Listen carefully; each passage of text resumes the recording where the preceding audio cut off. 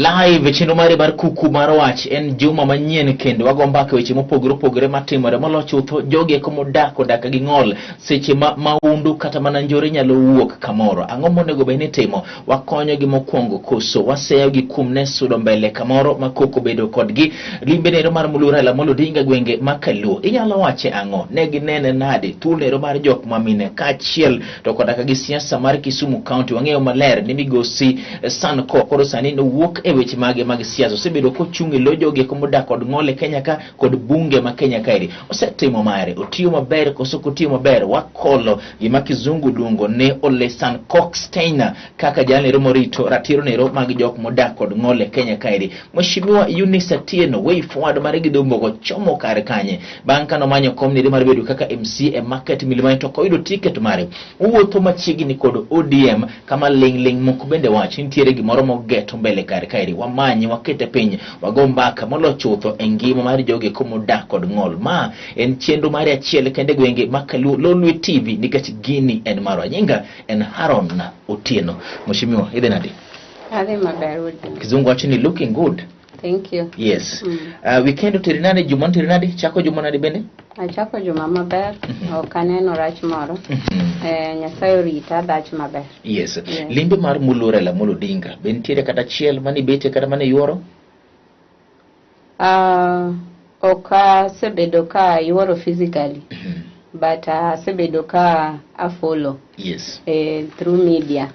Nito enang'o ma ka Raila moluor Raila molo dinga obiro.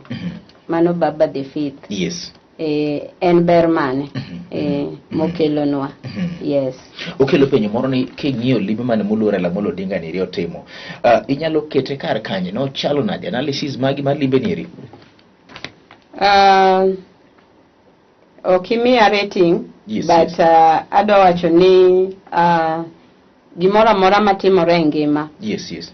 Achiel kuom gien limbe no tiende ni kano biro e limbe Nyanza ka.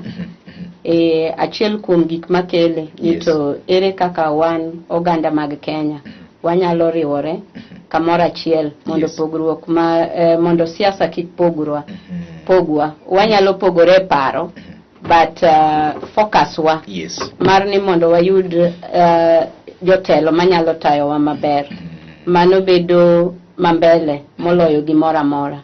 Koro manyiso ni kotwa gweng mora mora to ki follow up mos yudo ni mano e message ne nikech kata kane wawinjo ka deputy mano Honorable Martha Karua ka wuoyo to wacho ni kata ka poni nitiere pogruok e paro gi jochung.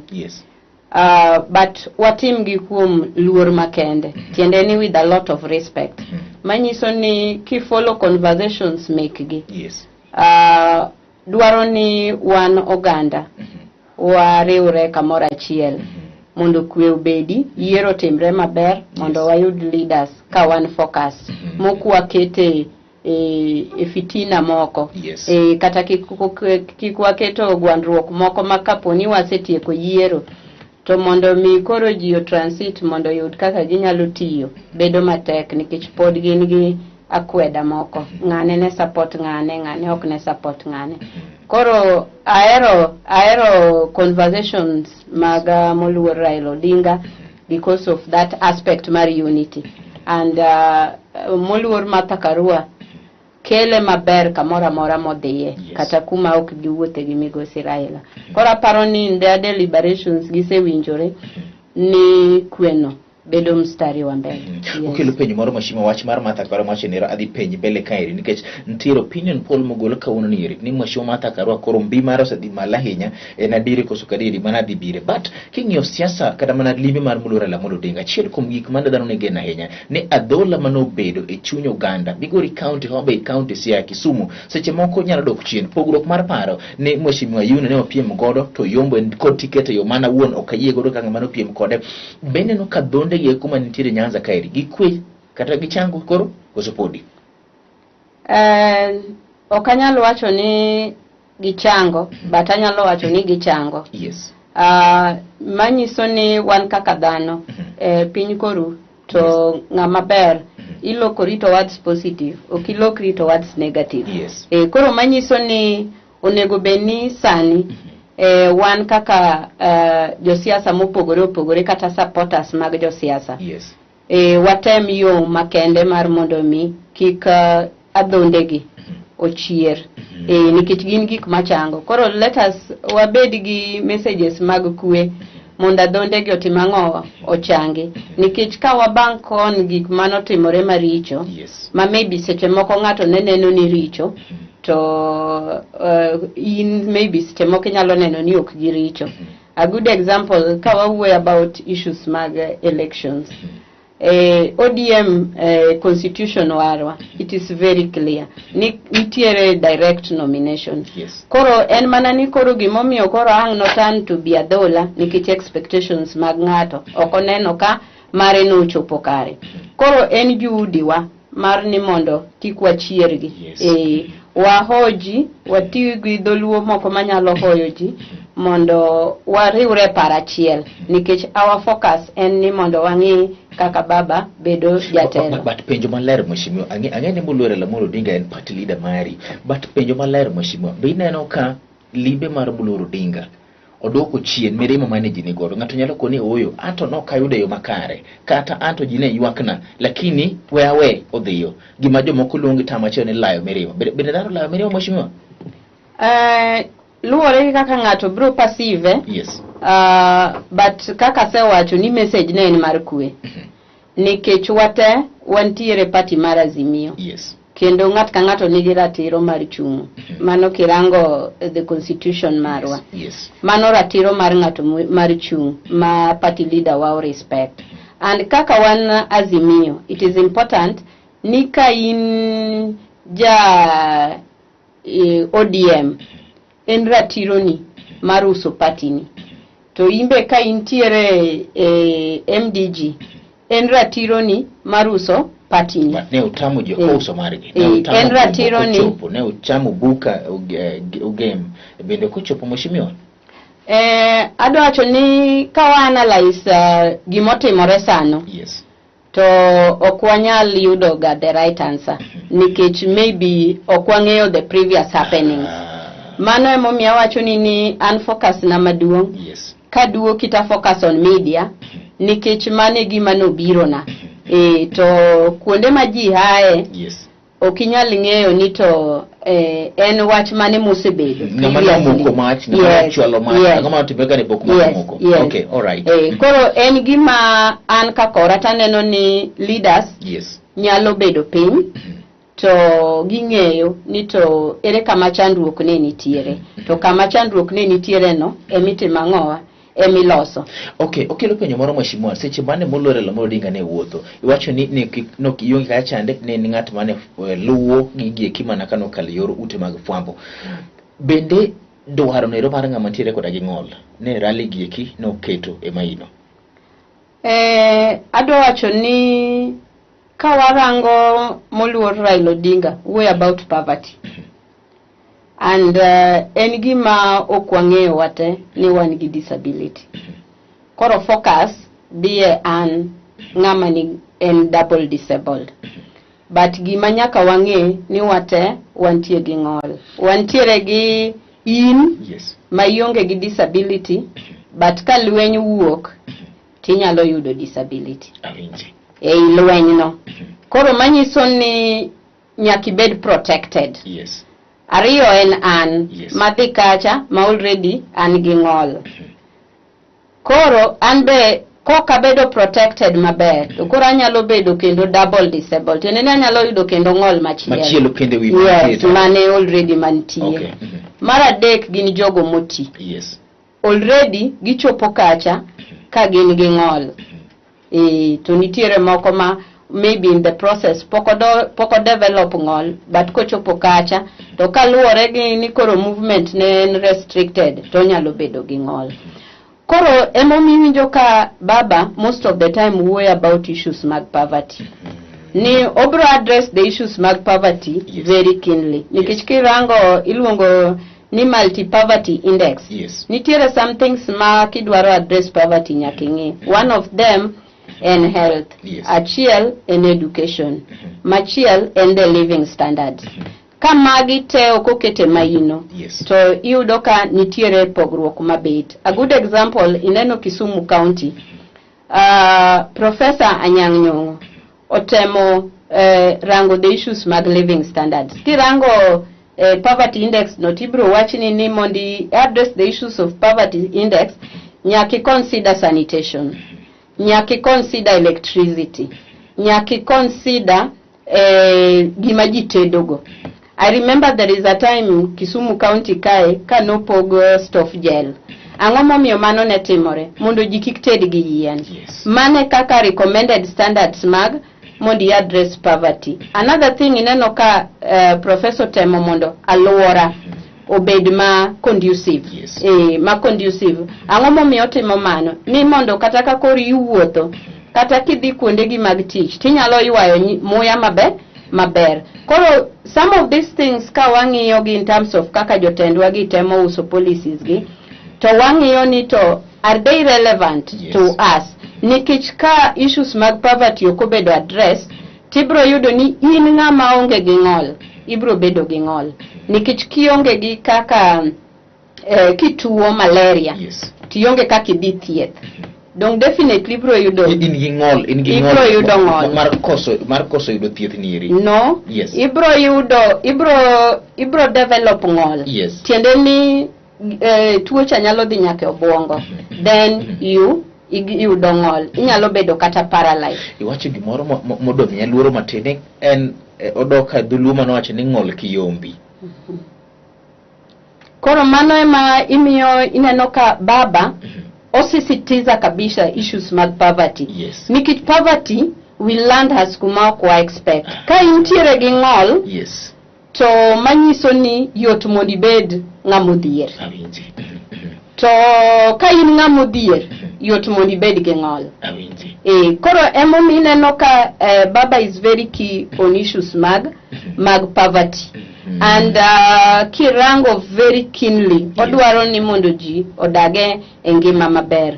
Koro our focus to ka in gi ng'ol, to okibedo rehabilitated, mano in terms of issues mag health. Then okinyal di school, nikech ere kaka anza nikikawo crutches gagi.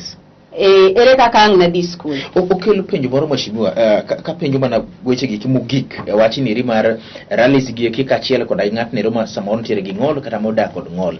Ang'eyo ni mairi en sensitive matin kendo nyaka kwa jowinjo na joneno mawang'uono kaka samoro penjo nyalo wuok. Mheshimiwa, rally ntiere maduong', owuondre rally kata ntiere kamoro ka Kirembe maduong' kata mana Nyayo moro. To ntiere ng'at mantiere koda gi ng'ol. Ogombo mondo mi bed machiegni tie podium kacha ne mondo winj gik miwacho gieki. To ng'ato bende seche moko koko dito bedo kar kanyo ero. Ere gima japiny nyalo timo mondo mi wane ni jogi kuma ntiere koda gi ng'ol wadak kod gi maber kendo ok gihinyore. Asto iseyo ng'arwa. Adwa wacho ni ibro ng'wono na nikech iluongo Kirembe, koro abiro tiyo gi example of Professor. Luongo nyaka Nyayo. Koro kiluongo Kirembe, tabiro tiyo gi ranyisi no. Kirembe, Professor kanoluongo wa jogo mantiere gi disability officially, nong'eyo ni wantiere kacha. Koro ibro yudo ni tent kama ne persons with disability obede. Ne en kama otengi. Manyiso ni at least gite negi fall kacha. Koro I'm sure ni nitiere ng'ama noketi mang'iyogi. To ma en gima dwaro ni mondo dhi ne josiasa te. Seche mitimo campaigns magi, en ratiro ni kitimo invitations to involve persons with disability. But kisa involve gi, make sure ni gin bende gin gi security. Makoro kata kaponi nitiere modonjo mabe no koluonge to embe odonjo, to obibro nyise kama onego beni otimo ang'o. Ang' ni rit nade mheshimiwa, to nikech owuondre ni manyo kom mar gavana kawuono. Iluongo nyasi mondo bi kamoro kata ng'ata manyo kom ni mar president Migosi Uhuru Muigai Kenyatta Migosi Ruto kata Raila Amolo Odinga. Ibedo gi nyarale maduong' Uhuru Park kata mana Nyayo, iketo ganda mondo bedo kacha ne. Wang' ni bedo accountable ne ji duto mane kod ng'ol mane rally diri. Momi awacho ni kiketo jokma ashaji in mondo donge will do that work. Nikech sama gineno ka ji donjo. Yes. To nitiere ng'ol moro maneno. Yes. Donge. Yes. To most of the time ka wadhi kuonde go seche moko yudo ni pod ane imtoka. So it is my duty mondo anyis the security in charge ni anabiro ka but an ng'ama nigi disability. Koro ibro yudo ka they allow even mtoka moting'i no mondo teri kama chiegni gi kama itime rally no. Ma ok wasebedo ga ka wabedo blocked. Koro adwaro wacho ni wan be kaka wan joma nigi disability. Yes. Let us take responsibility. Yes. Ni ka wadhi kama ji nitiere. To wawacho sawa wawacho to an extent mondo obedni wantiere kama we are also safe makata kaponi gimoro nitiere matimore. Yes. To we are not affected ainya entie gik moko makoro nyaka affect nikech tiagas kogo to kalungo ji to biro luongo ji te ok bi wacho ni koro in gi disability. Yes. Tiagas ok bi lungi. Koro let us also take precautions ni seche ma wadhi kuondegi to what do we need to do, but wakwayo oganda wa. Yes. Mondo wawe tulo nikech gik ma wacho ni sometimes mondo wa take precautions go nitie moko mamuomo makoro sometimes ok bitimore maber. Yes. Seche ma iloso ni to mondo ng'ato ng'e kuma chope tiagas ka ochope to bora affect ji te okelo penjo moro bende tenya mar migosi Sankok no affect you positively okonyo koso konyo kaka joge komo dak ng'ol bende dhiro dwaro maru.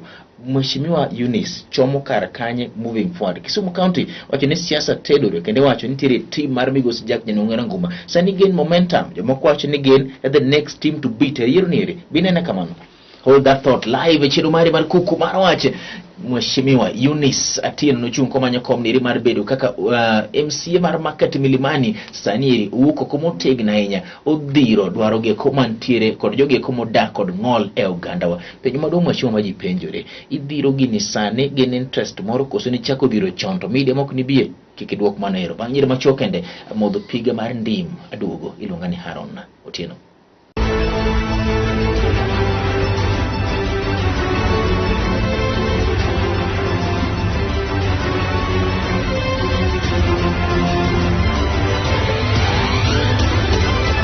Kachele Chenro mar Kuku Mar Wach en achiel kuom jirendege kuma kedo motek ahinya ne joge komo dak kod ng'ol molo chutho e kanti ma Kisumu kaka achiel kod Kenya mangima. Yande nogo kod mbaka moro chien nonyisa ni Haron ratiro mar jomo dak kod ng'ol en gima nyaka wadhir mo bende ne wambele na dieri wasekedo n'oganda. En apane twak monego beni wachako goyo modeko to kata kamano Kizungu wacho ni better late than never pod nyaka omed lose wadak kod jok mantiere kod ng'ol e yo machalade. Bende ineno ni ng'ama nie bath nitiere koda ng'ol gimitimo nyalo hinyo ng'ani koso gimitimo ok nyal hinyo ng'aniri. Waduoko kana bani nderni ma peyni wakudu maringe ng'ato ringo kod nyamburko samoro ng'ama ni kod ng'ol kalo mbele mari bende chiwo thuolo gari mane mbele ni bende ne main gari ma ng'at mantiere koda ka gi ng'ol ng'ama kale bathi gi ndega gimoro amora mwatimo bende waketo ganda modak kod ng'ol mbele koso kwatimo ahinya to ginyalo paro ni bedo koda ka gi ng'ol en koso nyalo mar timo gimoro en mbaka manyako wago kwachiko itwa ne dwaro mar joge komo dak kod ng'ol. Mane momiyo wago mbaka kod nyadendi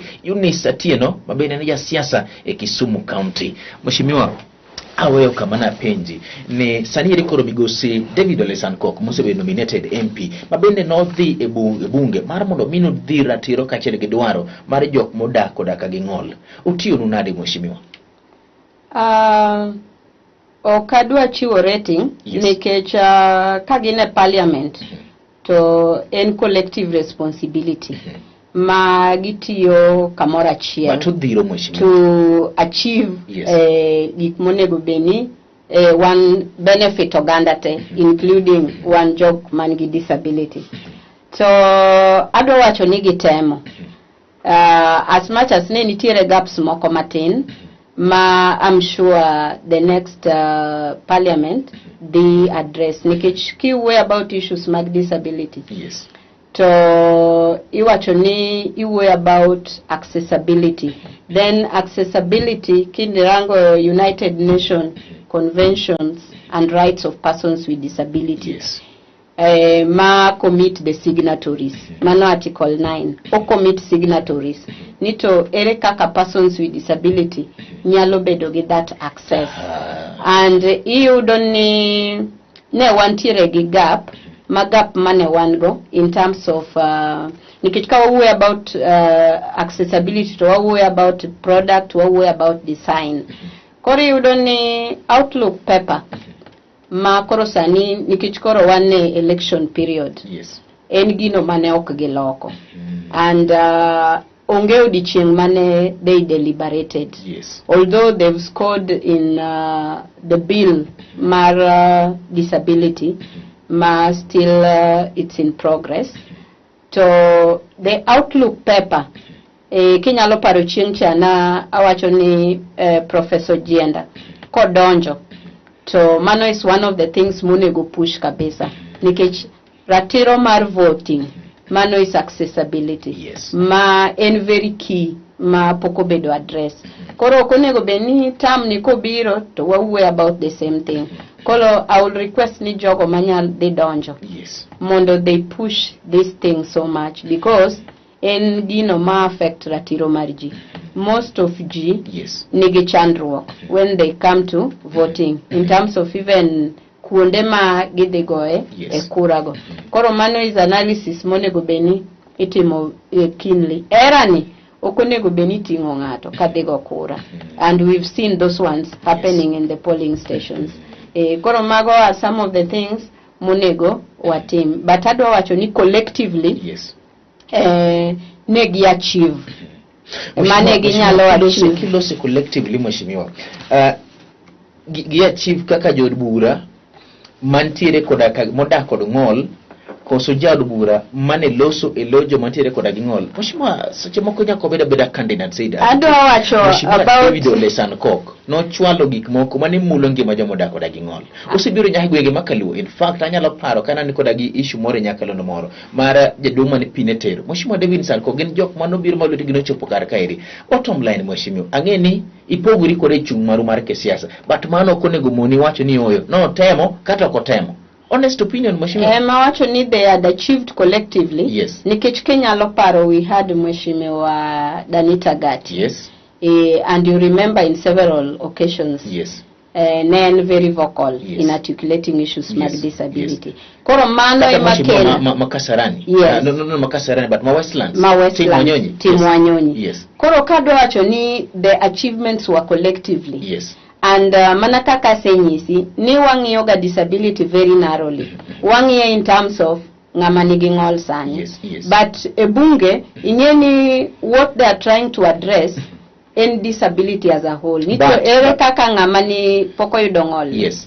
Nyalo bedo ni okonyalo yudo ng'ol. But mheshimiwa. Kora dacho ni collectively. Yes. They had achieved. I don't want to be specific. Yes.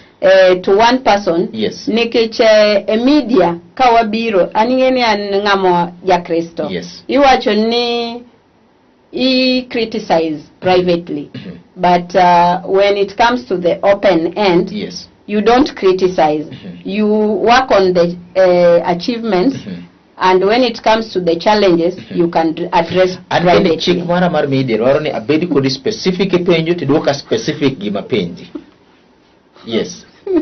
To nikech mheshimiwa kiwacho an magiluor makane mheshimiwa kiwacho ni gigeng'o nyaka joge koma giloso nyaka lojo mabiro yudo ng'ol to chik to wacho ni ichung' e lo ng'ama odak kod ng'ol sani ang'o ma itimo sani.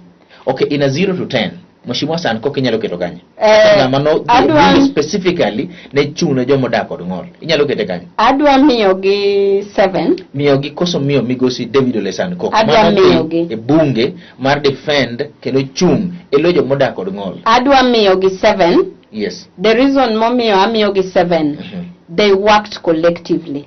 Koro okadwa golo specific person because I'm sure ni achievements mantiere as a result of their collective bargaining power. To adwa ketini sani kaka issues mag disability bedo addressed and in relation to world standards. Otamre moumo iye piny mano koboduoko kaka wegi wadwaro wache ni Haron afadhali awach marach gamopondo kata kamboling privately kata kamano duoko ni David Ole San Koko timo nade. Inuon kaka jane mar Lolwe TV ibro bedo jang'ad bura to nikech ndalo moko ywak ni nitiere ni migosi Mwaura nokotimo kaka ne nyalo. Jomoko bende wacho ni migosi David Ole San Koko okotimo kaka nyalo, to jomoko bende wacho ni otimo kaka nyalo. Inene nade? Owacho ni sani koro wuok oko oweyo weche gi mag siasa ka odok e yweyo mare. Mheshimiwa, seche gi ka ing'iyo gik moko, ng'awa ma seche ma dhano dok e buge manyien iri to nego bende ni dhi chung e lojo modak kod ng'ol. Ang'o monego ng'i in terms of giving nomination ne ng'ama dhi chung e lojo modak kod ng'ol, either county assemblies, national assembly kaachiel kod senate? Adwa wacho ni powers, yes, tekono obedo bestowed e party jogo mantiere gi ng'ol gi associate gi parties mopogore opogore. But koro nego ng'i ang'o ng'ama dhi chung e lowo onego ng'om gini monego bed godo? Okay, one of the things ma ing'iyo nikech en gima itimo gi party onego be ni ing'iyo ni to be en ja party. Yes. Nikech you have to be a life member mar party no. Like koro kaka kawuoyo about ODM, you have to be a life member mar party. Okalose rules mag party, aloso a personal character mar ng'at madhi chung e lojo modak kod ng'ol onego bed ng'ama chal nade? Personal characters, one, yes, it is good ka ng'ama dhi chung e lojo manigi ng'ol, yes, nitiere gi information about jogo mantiere gi ng'ol. En ng'atno ma at least nigi experience, yes, ma issues mag joma nigi ng'ol, kendo nego bed ni en ng'ama nitiere gi ng'ol en owuon mosetiyo, yes, for a period of some time. Yes, ong'eyo kendo ko odhi assembly kata county assembly onego be ni factors ma cut across like leadership and integrity mago gin gik ma cut across. Koro it is important ni ng'ano ma they represent persons with disability onego bed ng'ano be ma is ready mondo tigi all stakeholders nikech ing'eni issues mag disability, yes, gin very multidimensional ma odwaro gik monywakne, ok nyal time gi ng'ata achiel. Odwaro rehabilitation team, odwaro the community at large. Koro en gima odwaro jopuonje, education sector, odwaro jotimo hala. Koro en gima ibiro titimo ang'owa tinywakone nikech seche moko kaka ji neno gik moko nyalo bedo mopogore. A good example, kirango Honorable Ruth Odinga o embrace ng'ato ka ng'ato. The reason momiyo otimo mano iyudo ka en gi paro moro ni even the sex workers, yes, yes, the sex workers don't wadak kodgi at the community. What can be done mopogore en niya nitiere families mang'eny ma yudo ni gin couples to at one particular time negi suffer spinal cord injury. Ere kaka these sex workers can be trained so that they also trained these families mondo at least gidage ngima moro ma normal. To okapani gito gise neno ni oyo ousa dende mano hala mogoyo. Community, yes, one gi attitude mar judging people. Yes. And emomi yudoka sani Mheshimiwa Ruth Odinga is bringing everybody on board. Nia nikati bed mana ni cartel. Yes. Donge. Yes. You can become better. You see, you can become better because it's about economic equality. Economic equality. Yes. Ere kaka you can be brought on board. Nikichko wei kamano ti endelea gibedo cartel. Don't in the process ibiro goi matiendi maybe chodi. Amor gitelo mar Mheshimiwa Ruth. Yes. Hapa na boluonge program kairi mondo mia winyi ni to cartel. So it is important. Yes. Ma ok kata ni ochano. Yes. But you've seen people ma ose reform ma under leadership mare. Nikoro at least gini jogo ma nyalo bedo matin gimoro e community. Okay. And that is about economic equality. Ere kaka ng'at ka ng'ato in our community can turn to be important. Wan gi issue more community ni yudo ni nitie gik moko wadwa wuoye donge to gin gik matimore. Yes. We don't want to talk about it, yes. but gin gik matimore. In pokimeno ng'ama oyudo spinal cord injury, yes. to nen husband and wife, and korigole timoe chieng tidwoke ot. Is that the right way? Okay, not the right way. Yes. Kaka bendo ken the right way mondo mi program ni extend mokalo ka director maranyisa ne nyaka watik program diere. Mheshimiwa ntiere penyare manyaka penye namba 1 koso oyo. Jomoko sebedo kaparo ni ng'at madhi bunge kata mana county assembly madhi loso e lojo makara madhi wakilisha joma diere koda gi ng'ol. Ni ok ochuno nyaka bedo ng'ama ni kod ng'ol. Onyalo bedo ng'at ma koda gi ng'ol lakini owinjo gi joma ni kod ng'ol. Koso oyo. Oyo nikech currently a constitution, yes, mane constitution emagima constitution wacho ni nyaka bedo kod ng'ol. Yes, mano egima constitution. To bende par ni ng'at ma kod ng'ol bende nyalo chung e lojo mantiere kod ng'ol maber? It is possible, ka en a specialist in that field. Ero kamana ahinya. Mheshimiwa, igni abich mambele wadana yuno kanye? Yunis ni kanye? Igni abich mabiro. Yes. Era mar professor ni. Yes.